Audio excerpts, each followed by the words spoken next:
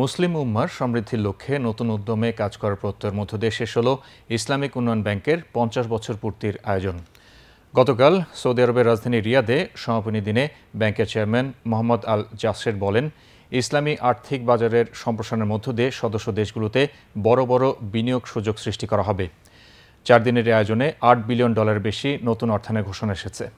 রিয়াদ থেকে ইকবাল ফরহাদের রিপোর্ট।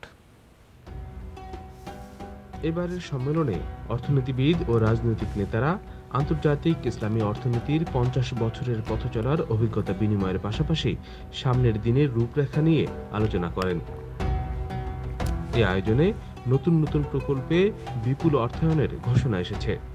৩৮টি দেশ ও বিভিন্ন সংস্থার সঙ্গে ইসলামী উন্নয়ন ব্যাংকের প্রতিষ্ঠানগুলোর ৮৫টি সমঝোতা স্বাক্ষর হয়েছে, যার আর্থিক মূল্য $৮ বিলিয়ন বেশি।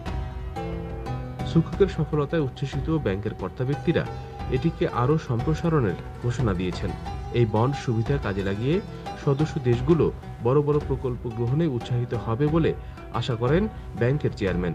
তিনি বলেন, বিনিয়োগে অনিশ্চয়তা বাড়ার ফলে লাভ ক্ষতি অংশীদারিত্বের ভিত্তিতে চলা ইসলামী ব্যাংকিং ব্যবস্থা বড় সুবিধা নিয়ে হাজির থাকবে।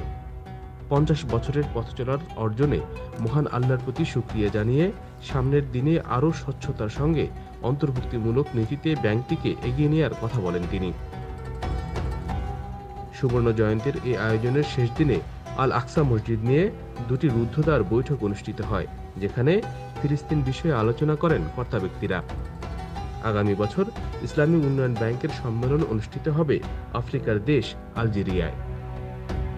সৌদি আরবের রিয়াদ থেকে ইকবাল ফরহাদ, বাংলাদেশ টেলিভিশন।